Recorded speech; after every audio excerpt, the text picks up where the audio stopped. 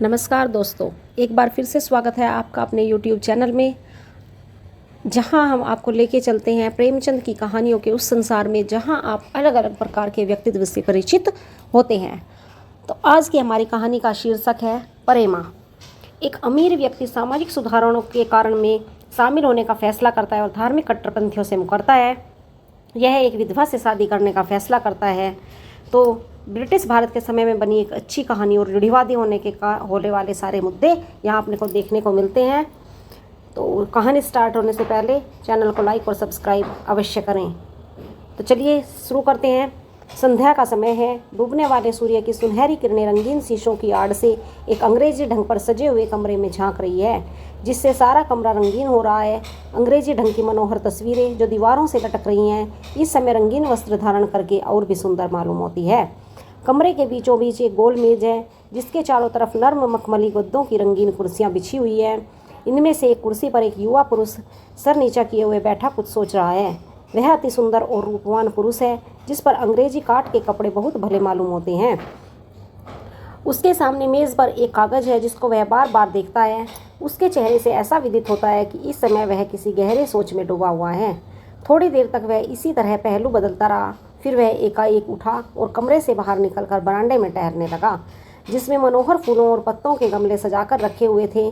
उस बरामदे में फिर कमरे में आया और कागज़ का टुकड़ा उठाकर बड़ी बेचैनी के साथ इधर उधर टहलने लगा। समय बहुत सुहावना था। माली फूलों की क्यारियों में पानी दे रहा था। एक तरफ साइस घोड़े को टहला रहा था। समय और स्थान दोनों ही बहुत रमणीक थे, परंतु वह अपने विचार में ऐसा तल्लीन हो गया था कि उसे इन बातों की बिल्कुल सुधि न थी। हाँ, उसकी गर्दन आप ही आप हिलती थी और हाथ ही आप इशारे करते थे, जैसे वह किसी से बात कर रहा हो। इसी बीच में एक बाइसिकल फाटक के अंदर आती हुई दिखाई दी और एक कोरा चिट्टा आदमी कोट पतलून पहने, ऐनक लगाए, सिगार पीता, जूते चरमर करता उतर पड़ा और बोला, गुड इवनिंग अमृत राय। अमृत राय ने चौंक कर सर उठाया और बोले, ओ, आप हैं मिस्टर दीनानाथ, आइए बैठिए। आज आप जलसे में न दिखाई दिए। दाननाथ, कैसा जलसा? मुझे तो इसकी खबर भी नहीं। अमृत राय आश्चर्य से, हैं? आपको खबर ही नहीं? आज आगरा के लाला धनुषधारी लाल ने बहुत अच्छा व्याख्यान दिया और विरोधियों के दांत खट्टे कर दिए। दाननाथ, ईश्वर जानता है, मुझे जरा भी खबर न थी, नहीं तो मैं अवश्य आता। मुझे तो लाला साहब के व्याख्यानों के सुनने का बहुत दिनों से शौक है। मेरा अभाग्य है कि एक ऐसा अच्छा समय मेरे हाथ से निकल गया। किस बात पर व्याख्यान था? अमृत राय, जाति की उन्नति के सिवा और कौन सी बात हो सकती थी? लाला साहब ने अपना जीवन इसी काम के हेतु अर्पण कर दिया। आज ऐसा सच्चा देशभक्त और निष्काम जाति सेवक इस देश में नहीं है। यह दूसरी बात है कि उन्हें उनके सिद्धांतों को माने या ना माने, मगर उनके व्याख्यानों में ऐसा जादू होता है कि लोग आप ही आप पीछे चले आते हैं। मैंने लाला साहब के व्याख्यानों के सुनने का आनंद कई बार प्राप्त किया है, मगर आज की स्पीच में तो बात ही कुछ और थी। ऐसा जान पड़ता है कि उनकी जबान में जादू भरा है। शब्द वही होते हैं जो हम हर रोज़ काम में लाया करते हैं, विचार भी वही होते हैं जिनकी हमारे यहाँ दिन प्रतिदिन चर्चा होती रहती है, मगर उनके बोलने का ढंग कुछ ऐसा अपूर्व है कि दिलों को लुभा लेता है। दाननाथ को ऐसी उत्तम स्पीच को न सुनने का अत्यंत शौक हुआ। बोले, यार मैं जम का अभागा हूँ, क्या अब फिर कोई व्याख्यान ना होगा? अमृत राय, आशा तो नहीं है, क्योंकि लाला साहब लखनऊ जा रहे हैं, उधर से आगरा को चले जाएंगे, फिर नहीं मालूम कब दर्शन दें। दाननाथ, अपने कर्म की हीनता की क्या कहूँ। आपके उस स्पीच की कोई नकल हुई हो तो जरा दीजिए, उसी को देखकर जी को ढाढ़स दूँ। इस पर अमृत राय ने वही कागज़ का टुकड़ा जिसको वे बार बार पढ़ रहे थे दाननाथ के हाथ में रख दिया और बोले, स्पीच के बीच बीच में जो बातें मुझको सवार हो जाती हैं, जो आगा पीछा कुछ नहीं सोचते, समझाने लगे, मित्र तुम कैसी लड़कपन की बातें करते हो। तुम्हारे शायद अभी मालूम नहीं कि तुम कैसा भारी बोझ अपने सर पर ले रहे हो। जो रास्ता अभी तुमको साफ दिखाई दे रहा है वह कांटों से एक भरा हुआ है और एक एक पग धरना कठिन है। अमृत राय, अब तो जो हो ना हो सो हो। जो बात दिल में जम गई वह तम गई। मैं खूब जानता हूँ कि मुझ में बड़ी बड़ी कठिनाइयों का सामना करना होगा, मगर आज मेरा हिसाब ऐसा बढ़ा हुआ है कि मैं बड़े से बड़ा काम कर सकता हूँ और ऊंचे से ऊंचे पहाड़ पर चढ़ सकता हूँ।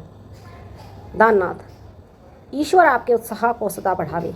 मैं जानता हूँ कि आप जिस काम के लिए उद्योग करेंगे उसे अवश्य पूरा कर दिखाएंगे। मैं आपके इरादों में विघ्न डालना कदापि नहीं चाहता, मगर मनुष्य का धर्म है कि जिस काम में हाथ लगावे पहले उसका ऊंच नीच खूब विचार ले। अब प्रच्छन्न बातों से हटकर प्रत्यक्ष बातों की तरफ आइए। आप जानते हैं कि शहर के लोग सब पुराने लकीर के फ़कीर हैं। मुझे भी है कि सामाजिक सुधार का बीज यहाँ कदापि फल फूल न सकेगा। फिर आपका सहायक भी कोई नज़र नहीं आता। अकेले आप क्या कर लेंगे? शायद आपके दोस्त भी इस जोखिम के काम में आपका हाथ न बटा सके। चाहे आपका बुरा लगे, मगर मैं ज़रूर कहूँगा कि आप अकेले कुछ भी नहीं कर सकेंगे। अमृत राय ने अपने परम मित्र की बातों को सुनकर सिर उठाया और बड़ी गंभीरता से बोले, दाननाथ, यह तुमको क्या हो गया है?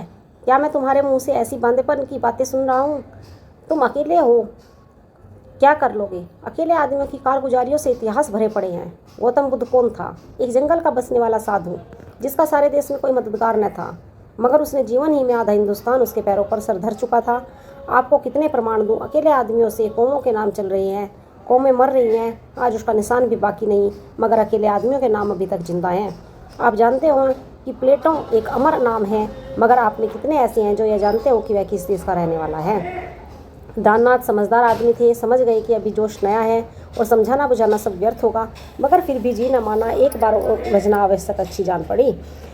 मैंने उनको तुरंत नकल कर लिया। ऐसी जल्दी में दिखा है, मेरे सिवा कोई दूसरा पढ़ न सकेगा। देखिए हमारी लापरवाही को कैसा आड़े हाथों लिया।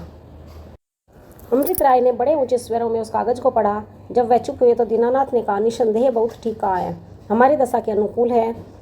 अमृत राय, मुझको रह रहकर अपने ऊपर क्रोध आ रहा है कि मैंने सारी स्पीच क्यों न नकल कर ली। अगर कहीं अंग्रेजी स्पीच होती तो सवेरा होते ही सारे समाचार पत्रों में छप जाती, नहीं तो शायद कहीं खुलासा रिपोर्ट छपे तो छपी। तब मैं जलसे से लौट कर आया हूँ, तब से बराबर वही शब्द मेरे कान में गूंज रहे हैं। प्यारे मित्र, तुम मेरे विचारों को पहले से जानते हो। आज की स्पीच ने उनको और भी मजबूत कर दिया है।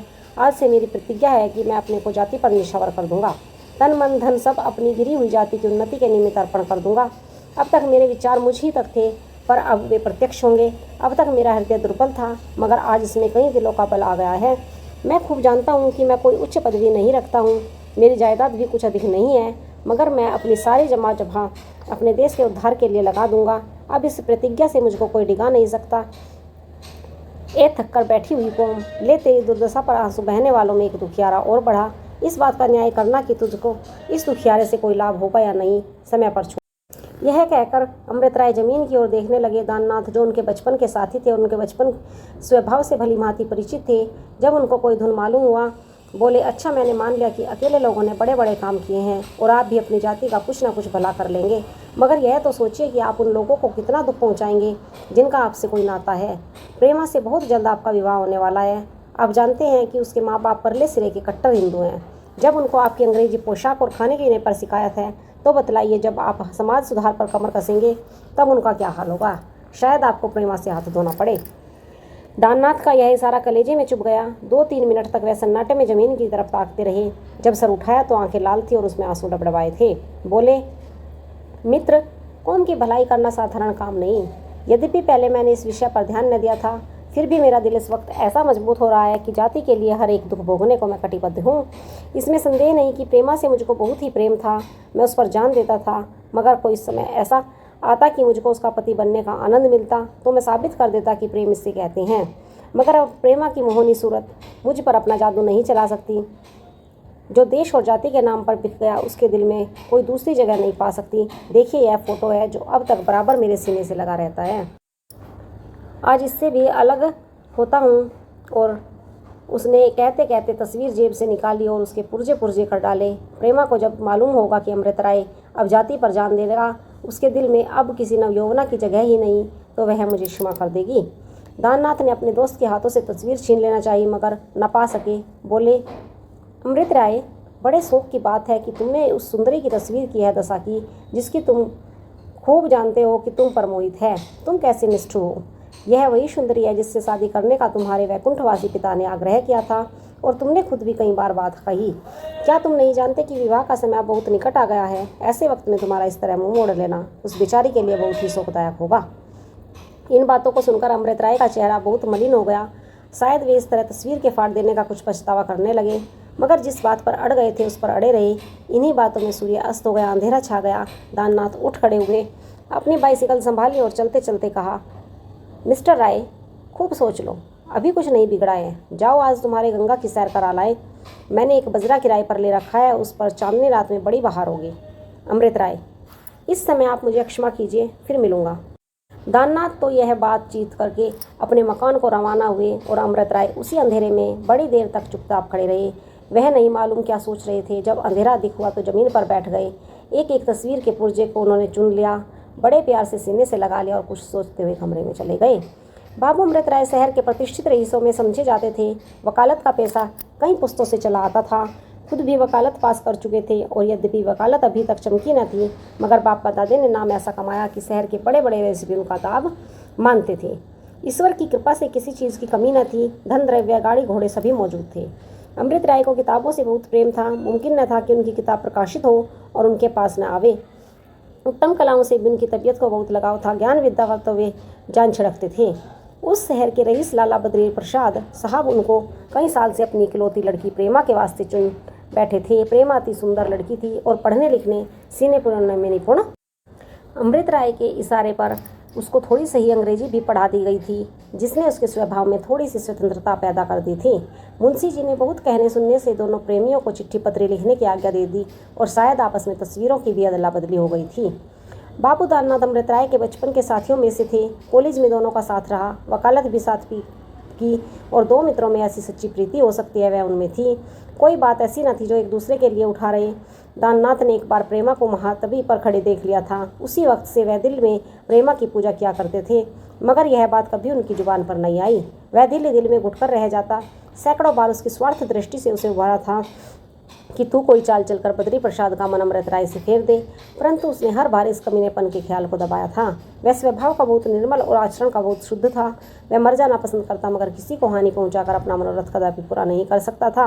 यह भी न था कि वह केवल दिखाने के लिए अमृत राय से मेल रखता हो और उसके दिल में जलता हो। वह उसके साथ सच्चे मित्र का भाव रखता था।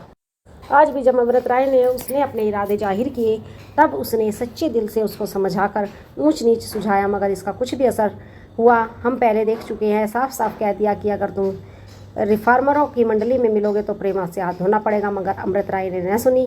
मित्र का जो धर्म वह दाननाथ ने पूरा किया।